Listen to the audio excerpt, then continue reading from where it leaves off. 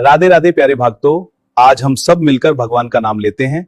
इससे हमारे जीवन में शांति और आनंद आएगा। तो चलिए शुरू करते हैं राधे राधे के साथ। राधा राधा राधा राधा राधा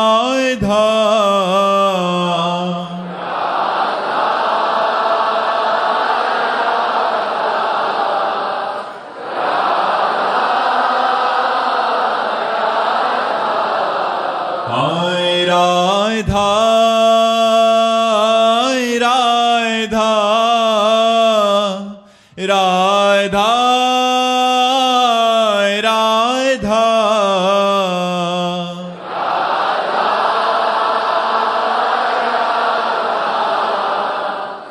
राधा राधा श्री राधा वल्लभ लाल की, समस्त संत हरि भक्तन की, श्री वृंदावन धाम की, सद्गुरुदेव भगवान की। चारुल जी रोहतक से। महाराज जी, सही समय कब होता है? सब कहते हैं जब सही समय आएगा तब सब ठीक हो जाएगा, लेकिन हमें कैसे पता चलेगा कि अब सही समय आने वाला? हमारा तो हर समय सही है। जिस समय भगवान का चिंतन हो वही समय सही है, और जिस समय भगवान का चिंतन हो सब गलत समय है। का हनुमंत विपत्ति प्रभु सोई, जब तो सुमिरन भजन न होई। देखो, अगर हम आपके हिसाब से देखें तो सबसे ज्यादा गलत समय हमारा चल रहा है, लेकिन हमसे ज्यादा सही समय किसी का नहीं चल रहा होगा, क्योंकि एक भी मिनट ऐसा नहीं जो भगवान से विमुख जाए, भगवान की कृपा से, गुरु कृपा से। तो वही समय धन्य है, वही जीवन धन्य है जो भगवान से जुड़े। गलत प्रारब्ध का भोग आया है, लेकिन भगवान के चरणों के आश्रय होने के कारण वो हमें परास्त नहीं कर पा रहा, हमें गिरा नहीं पा रहा, हमें वो निराश नहीं कर पा रहा। हर समय एक आनंद, एक अद्भुत आनंद बना रहता है। इसलिए भाई, हम तो सही समय वही समझते हैं जिसमें भगवान का चिंतन हो, और गलत समय उसी को समझते हैं जब भगवान को भूल गए। उत्कृष्ट राय जी गोरखपुर से। राधा वल्लभ श्री हरिवंश महाराज जी। गुरुदेव भगवान, जीवन कैसे निर्भय निशोक होकर प्रभु के चरणों में समर्पित करें? जब भगवान के चरणों में समर्पित हो जाओगे तब निर्भय होगे। निर्भय निशोक होकर समर्पित नहीं करना, निर्भय निशोक होगे ही जब समर्पित हो जाओगे। जब भगवान को आत्मसमर्पण कर दिया जाता है तब जीव निर्भय हो जाता है, निशोक हो जाता है। प्रतिपल नवीन आनंद की अनुभूति होती है। धन से लेकर के, तन से लेकर के, मन से लेकर के, संपूर्ण व्यवहार को लेकर के हमने अपने भगवान को देखा है कि वो हमारे मन पर, हमारे तन पर, हमारी आवश्यकता पर पूरी दृष्टि रखते हैं। जब जहां जिस समय जो कुछ जैसे चाहिए ऐसे जैसे वो देख रहे हैं और वो कर रहे हैं। मांगना नहीं पड़ा, मांगना नहीं पड़ा, हर समय हर व्यवस्था। तो कदम कदम पर भगवान की तन मन वचन धन सब पर कृपा हमें दिखाई दे रही। जब हम भगवान के हैं तब निर्भय है, निःशुक है, निश्चिंत है कि सब कुछ देख लेंगे ना। वो योगक्षेमम वहाम्यहम, वो सब देख रहे हैं, वो सब कर लेंगे। निर्योगक्षेमम, ये स्थिति हमारी तभी आएगी कि हमें भगवान से भी योगक्षेम की परवाह न रह जाए, जब भगवान से प्रेम हो जाएगा। महाराज जी, आप कोई कह सकता है कि आपके हृदय में आया और कहते हैं आपने मांगा नहीं और फिर भी आ गया, तो प्रभु देख रहे हैं। यहां मांगने पे भी नहीं मिल रहा महाराज जी, ऐसा क्यों? क्योंकि दो बातें हैं, हमने सत्संग में चर्चा की है। एक तो दुकान वाला संबंध, जिसमें जितने पैसे हैं उतना ही माल मिलेगा, और एक घर वाला संबंध। घर वाला जाएगा, बोला आधा किलो जरा घी का टीन उठाइए, तो वो पूछेगा नहीं, दे देगा घर वाला, आधा किलो घी उठा देते। लेकिन आपके आधा किलो घी निकालिए तो पैसा निकालिए। तो पहली बात, आप भगवान के घर के हो, आपने अपना संबंध भगवान से माना है नहीं, तो फिर नहीं मिलेगा। दूसरी बात, आपके पास इतना तप है, भजन है, साधन है, अनुष्ठान है, तो मांगिए, आपकी बात पूरी होगी। न तप है न भजन, करो बेविचार, पियो शराब, खाओ मांस, करो मनमानी आचरण और कहो भगवान तुम्हें लड्डू का भोग लगा देंगे, तो भगवान भूखो नहीं मर रहे। ऐसे कामनाओं की पूर्ति नहीं होती। तपस्या, भजन, अनुष्ठान, साधना या तो ये हो और या तो सीधे हे नाथ मैं आपका हूं, हे नाथ मैं आपका हूं। भगवान की शरण, भगवान का घर जाया नौकर बन जाओ, खूब माल लूटो, खूब आनंदित हो जाओ। दो ही पद्धतियां हैं, या तो साधना और या तो साध्य में समर्पण। दोनों नहीं है तो फिर कामना की पूर्ति नहीं होगी। महाराज जी आपके पास तो दोनों है, तो कटता किससे है? हम तो घर वाले हैं, हमारा तो कुछ है ही नहीं। भजन से है ही नहीं ना, है ही नहीं। मैं भजन नहीं कर रहा, वो भजन करा रहे। मैं साधन नहीं कर रहा, वो साधन करवा रहे। घर वाले नौकर को पेमेंट थोड़ी मिलती है। घर वाले नौकर, घर वाला घर का पर्सनल नौकर हो, उसको पेमेंट नहीं मिलती, पर उसके सारे खर्चे मालिक स्वयं देखता है। तो हम पर्सनल नौकर हैं, घर वाले नौकर हैं, हम पेमेंट वाले नहीं है, इसलिए हमारी फीस नहीं कटती, हमारा सब चलता है। भगवान के आश्रित हो जाए, बड़े मजे है यार। तुम्हें बिल्कुल सरल भाषा में कहते, भगवान के आश्रित हो जाओ। एक टेबलेट का पैसा नहीं था खरीदने का। इसी वृंदावन में कई कई दिन भूखे रहकर के कुटिया में गुजारा। जब मालिक की नजर हो गई, आज आवश्यकता है, औषधि व्यवस्था सब मारी घूम रही। किसके बल से? भगवान के बल से। अगर भगवान का बल न हो तो वही जैसे गोस्वामी तुलसीदास जी कहते, जब मैं दूसरे के दरवाजे पर खड़ा होता तो कहते अभागा बालक है, जन्म लेते ही मां को मार दिया, दासी ने सेवा की वो भी मां, इसको हटाओ। आज जब मैं राम का हो गया तो बादशाह ताज उतार के रखता है। तो वही बात हमने अपने जीवन में देखी। जब तक साधना का अहंकार रहा तो ठोकरे खाता रहा, और जब भगवान के शरण में हो गया तो माला माल हो गया। लोग पर लोग सब आनंद ही आनंद हो गया। आप भी आनंदित हो जाइए, यही सिखाने के लिए हम बोल रहे।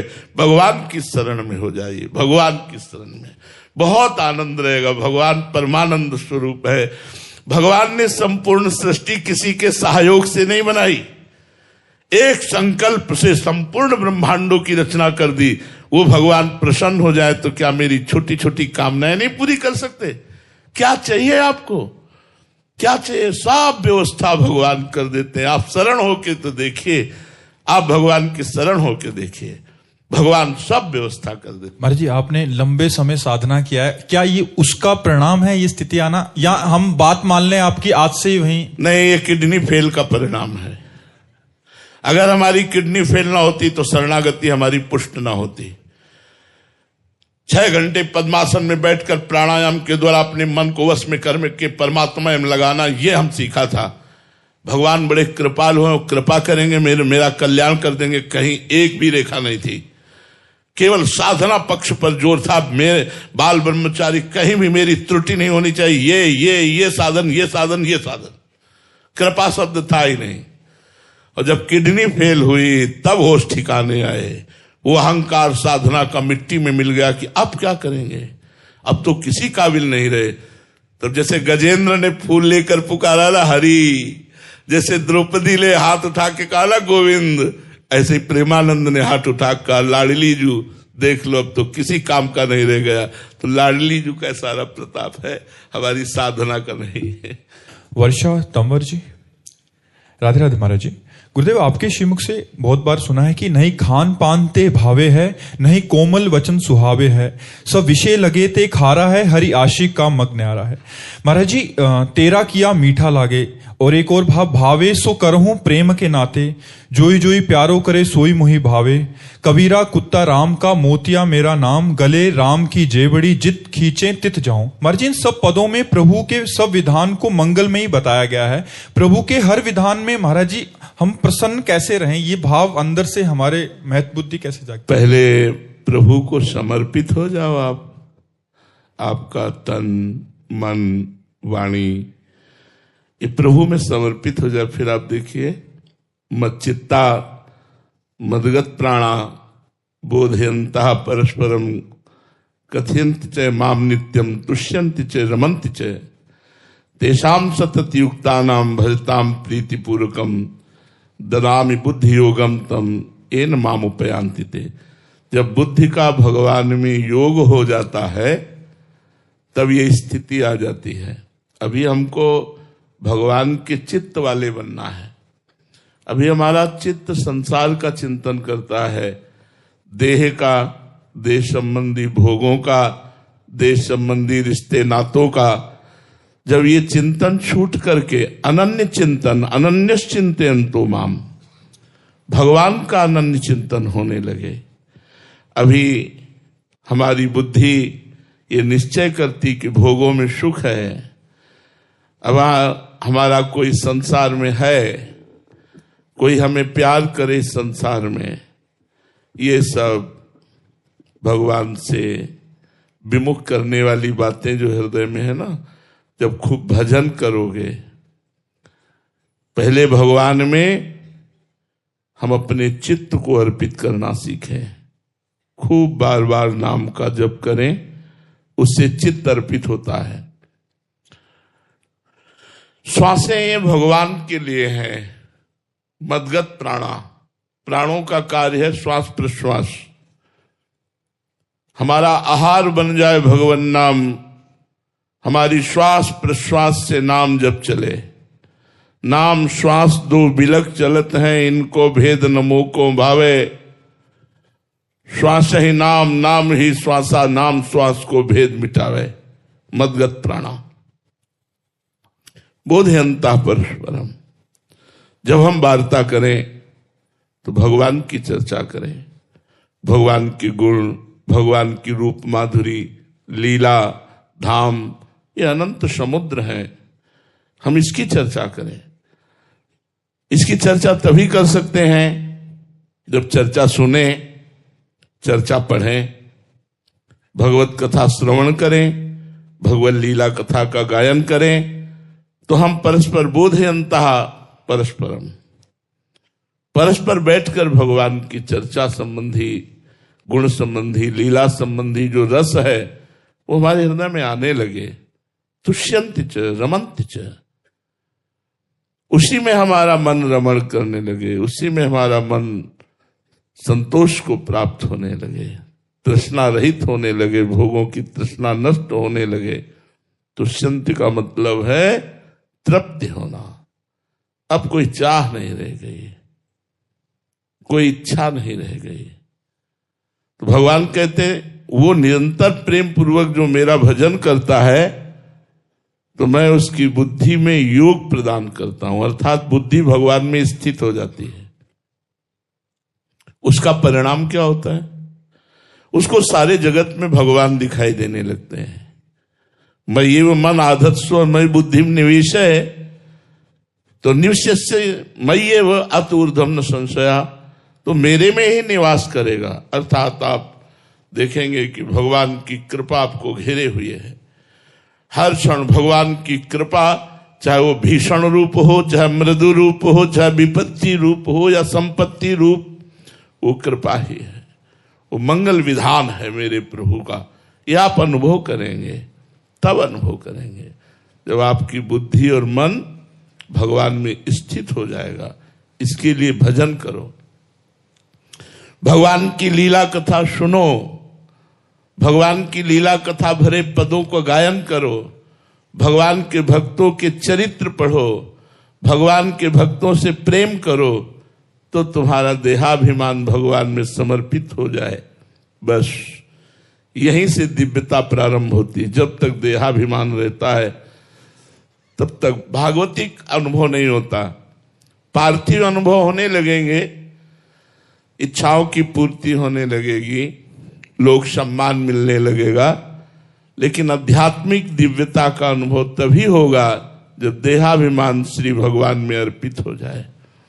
शरीर स्वस्थ हो या अस्वस्थ, सामने प्रतिकूलता हो या अनुकूलता, कोई निंदा करे या स्तुति, अपमान दे या मान, सब में समान भाव रखकर परमात्मा चिंतन में तन्मय महापुरुष वो बोल सकता है तेरा किया मीठा लागे। वो बोल सकता है जोई जोई प्यारो करे सोई मोहि भावे। वो बोल सकता है कबीरा कुत्ता राम का। ऐसे नहीं बोल सकता, ऐसे बोलना खेल नहीं है। भगवान के हो गए तब कितने बड़े महापुरुष हैं, कैसे बोल रहे हैं। कबीरा कुत्ता राम का कहां गया देहाभिमान, गलित हो गया, भगवान के चरणों में अर्पित हो गया। ये बड़ी ऊंची बात है, बहुत ऊंची बात है। भगवान का हर विधान मंगलमय, हर विधान अनुकूल ही दिखाई दे, ये तो बहुत बड़ी शरणागति है, बहुत बड़ा समर्पण है। इसलिए पहले खूब नाम जप करो। लखन गुप्ता जी, राधे राधे गुरुदेव। गुरुदेव, चाह मिटी चिंता मिटी मनुआ बेपरवाह, जिनको कछु ना चाहिए वे शाहन के शाह। गुरुदेव, आपकी व श्री जी की कृपा से इस दास की सारी चाह मिट गई हैं, लेकिन श्री जी के ये जान कौन रहा है? ये कौन जान रहा है कि चाह मिट गई? तुम्हारा अहंकार। अभी चाह कहां मिटी है? ये जाना तुमने कैसे जाना? तुम्हारी चाह मिट गई, तुमने जाना कैसे? तुम्हारा अहंकार तुमको बोल रहा है। अहंकार के बिना तुम्हें कैसे पता चलता कि तुम्हारी चाह मिट गई? हमारी चाह बढ़ रही है प्रभु से मिलन की, हमारी चाह बढ़ रही है निरंतर नाम जप की, हमारी चाह बढ़ रही है हर समय संत समागम की, हमारी चाह बढ़ रही प्रभु के लिए रोने की। तो अपने आप पता चल गया कि आपकी संसार की चाह मिट गई। संसार की चाह मेरी मिट गई, यह अहंकार है, इसका दमन करो। चाह मेरी प्रभु से मिलन की, चाह मेरे प्रभु के भजन की, चाह मेरे प्रभु के भक्तों के मिलन की, चाह मेरे प्रभु के लिए रोने के लिए, तो अपने आप मिट गए। उसके कहने की थोड़ी, मैं सत्यवादी हूं, यह अहंकार है। मैं कभी भगवान की कृपा से झूठ नहीं बोलता, यह सत्यवादी का लक्षण है। अहम का त्याग करके भक्ति मार्ग में चला जाता है। इसका अहम का त्याग करो कि मैं चाह का त्यागी हूं, ऐसा नहीं जी। प्रियांशु कुमारी जी, बिहार से। राधे राधे महाराज जी। महाराज जी, मेरा सवाल है कि कागभुसुंडी जी महाराज जी ने विभिन्न युगों में प्रभु के अवतार देखे, तो महाराज जी क्या गृहस्थ आश्रम में रहते हुए नाम जप से ये संभव है? क्या मैं ऐसे युग में जन्म मिल सकता है मुझे जहां प्रभु के अवतार हों और मैं उन्हें पहचान सकूं? महाराज जी जी, भजन से क्या नहीं हो सकता। कागभुसुंडी जी भी तो एक साधारण जीव ही थे, भजन के प्रभाव से असाधारण गति प्राप्त की। भजन के प्रभाव से आप उन्हीं के मुख से उनके पूर्व जीवन को सुनिए कि अपने गुरु से द्रोह करते थे, अपने गुरु का अनादर करते थे। गुरु जब हरि चर्चा करते तो उनको बुरा लगता था।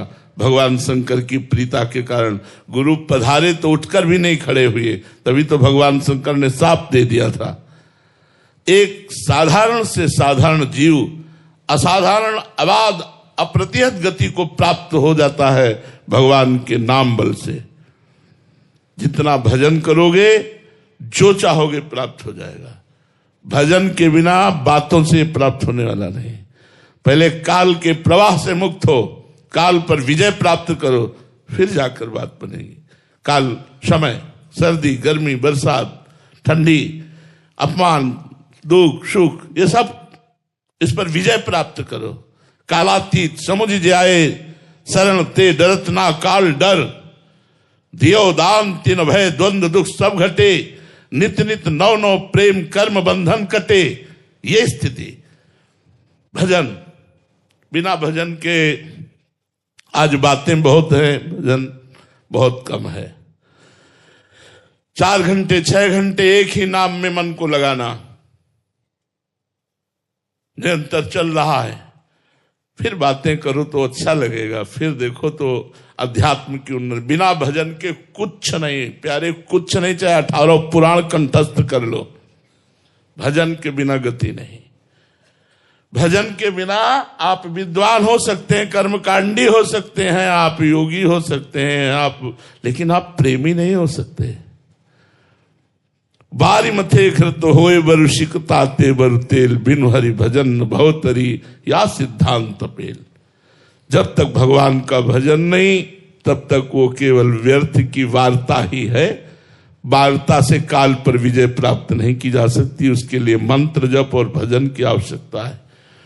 तो गुरु जी की शरण होकर उनसे प्राप्त मंत्र और नाम निरंतर रटे और साधना में प्रवृत्त रहे तो दीर्घ काल तक ऐसा करने के बाद हृदय की स्थिति बदल जाती है, भगवदाकार स्थिति होने लगती है, एक आनंद की स्थिति रहने लगती है, तब सब दिव्यताएं अपने आप आ जाती है।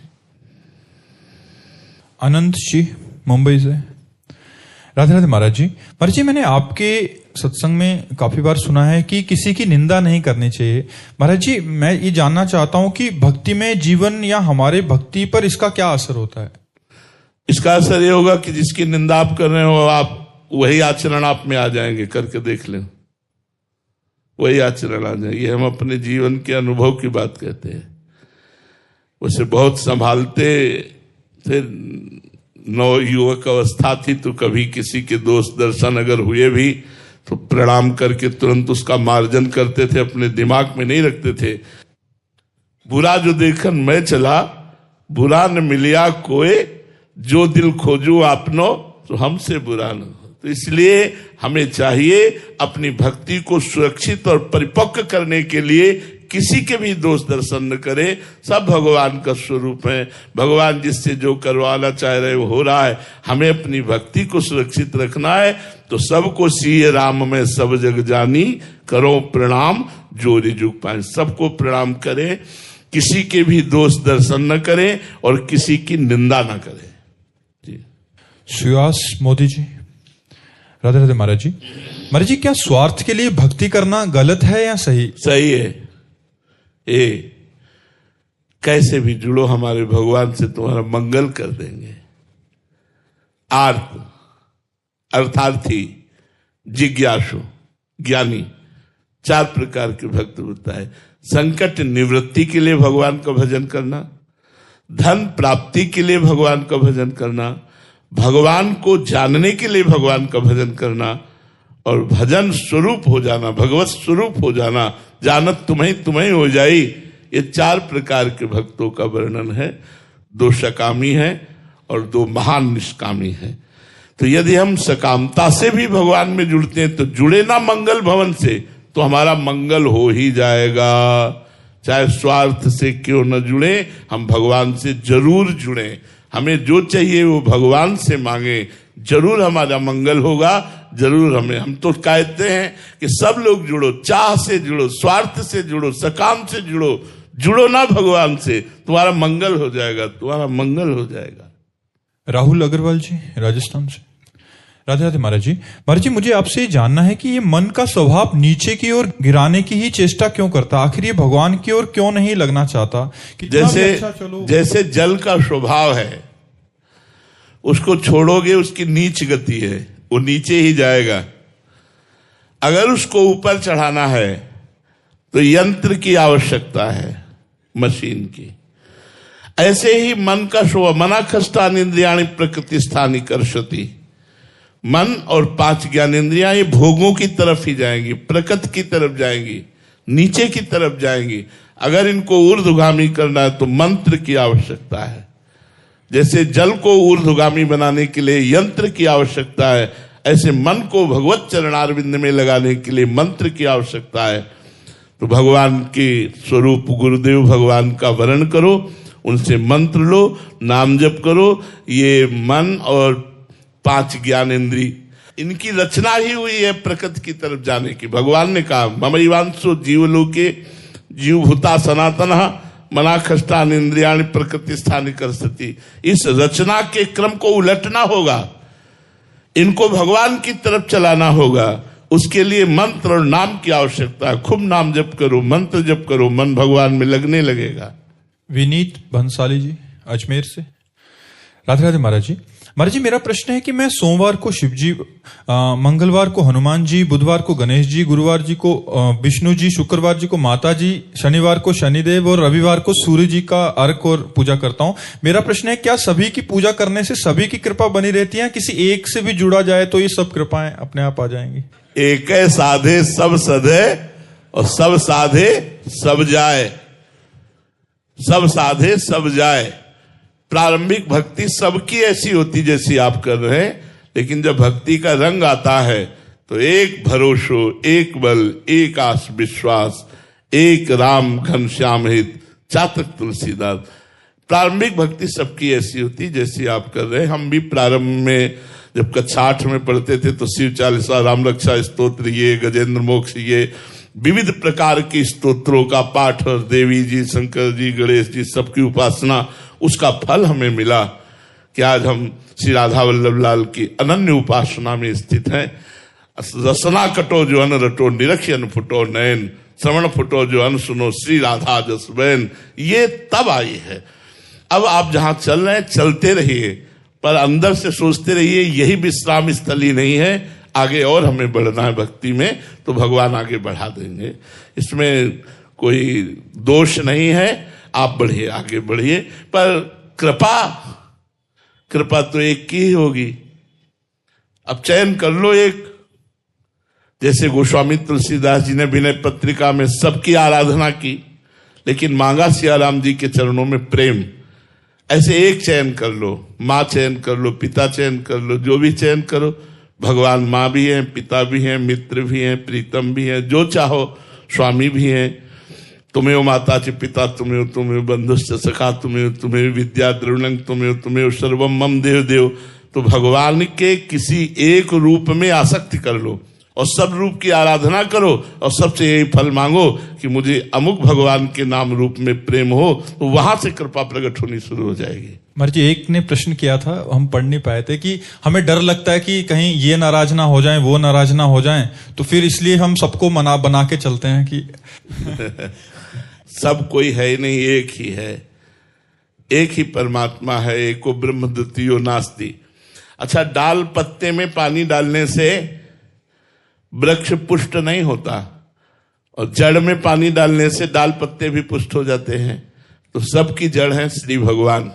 ऊर्ध्वमूल मदासा कामस्तुत्तम प्राहुरभ्यम। यदि श्री भगवान की आराधना की जाए तो सब देवी देवता, सन, ग्रह, नक्षत्र सब आशीर्वाद देने लगेंगे। विश्वास करो, चाहे वो 7.5 में बैठे हो, तुम्हारा मंगल ही करेंगे या मंगल नहीं करेंगे, क्योंकि भगवान के दास हो तुम। और भगवान से विमुख होकर उनको तुम एक टैंकर तेल चढ़ा दो तो भी तुम्हारा विनाश ही करेंगे, क्योंकि भगवान से विमुख हो तुम। हमारी बात को समझो, भगवान का आश्रय ले लो, सब कृपा करेंगे, सब मंगल करेंगे।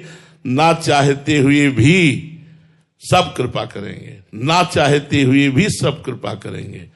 देखो, उदाहरण में हम आपको बता रहे हैं, भगवान के अनन्य भक्त हैं भरत जी महाराज, जो जड़ भरत रूप को प्राप्त हुए 3रे जन्म में। एक राजा पुत्र कामना से भद्रकाली को वचन दिया कि हे मां, यदि आपकी कृपा से हमारे पुत्र हो जाए तो मैं नर बलि चढ़ाऊंगा, मनुष्य की बलि। पुत्र हो गया। एक आदमी वो पकड़ के लाए, दस्यु थे, वो लोग तो चोर थे, हिंसक थे। अब वो आदमी समझ नहीं पाया मुझे क्यों पकड़ के लाए। अब उसको अच्छी अच्छी खान पदार्थ सामग्रियों में छोड़ दिया गया, जो तुम्हारा मन हो खाओ। तो एक जगह गरम जलेबी खा रहा था, तो जलेबी जो खवा रहा था उसने कहा खा लो, कुछ मिनट बाद तलवार चलेगी तेरे गले पे। तो उसने कहा ऐसा, वो धीरे से बहाने से निकल गया। उसको पता नहीं था कि मेरी मृत्यु होने वाली, लेकिन जब पता चला तो भाग गया। जब वो भाग गया तो जो लोग पकड़ के लाए थे उन लोगों ने कहा अगर ये राजा को सूचना देते हैं तो हमारी बलि चढ़ा देगा, तो खोजा जाए कोई नर पशु ऐसा जो बलि के योग्य हो। तो महाराज ये ब्रह्माकार बैठे हुए थे जड़ भरत जी, भगवान में निरंतर चिंतन और स्वस्थ शरीर, इन्हीं को पकड़ लिया, ले गए, स्नान कराया, सुंदर पूजन किया, खीर पुआ माल सब अच्छे अच्छे पवाए, और भद्रकाली के सामने जाकर ऐसे सर झुकाकर जे ही तलवार उठाई तो फट गई भद्रकाली की मूर्ति, और स्वयं भद्रकाली प्रकट होकर वही तलवार लेकर अपने सेवकों की गर्दनें उड़ा दी। सीम की चाप सके को तासु, बड़ रखवार रमापति जासु। भगवान के भक्त की गर्दन उड़ा दे। भागवत में पढ़ के देख लो प्रसंग, अपने ही पुजारियों की गर्दनें उड़ा दी देवी जी ने, और भरत जी उठे चल दिए। भगवान के चिंतन में मग्न है, उनको पूड़ी हलवा खवाने में और तलवार चलवाने में कोई उनको फर्क नहीं था। देवी जी ने रक्षा कर ली, कोई धन्यवाद नहीं, कोई नमस्कार नहीं। अपनी यह अद्भुत स्थिति, भगवान में तन्मय महापुरुष की स्थिति। तो जो भगवान का दास है उसका कोई बाल बांका नहीं कर सकता। भगवान देवी रूप में है, स्वयं प्रकट होकर के, और अपने पुजारियों की गर्दनें उड़ा दी, लेकिन भरत जी के खरोच भी नहीं आने दी। भागवत में प्रसंग पढ़ लो, भरत चरित्र में। तो इसलिए हमें लगता है श्री भगवान की आराधना करने से सब प्रसन्न हो जाते हैं। वैसे भी जा पर कृपा राम की हुई, ता पर कृपा करे सब कोई, सब प्रसन्न हो जाते हैं। श्री राधे राधे। मिलते हैं नेक्स्ट वीडियो में।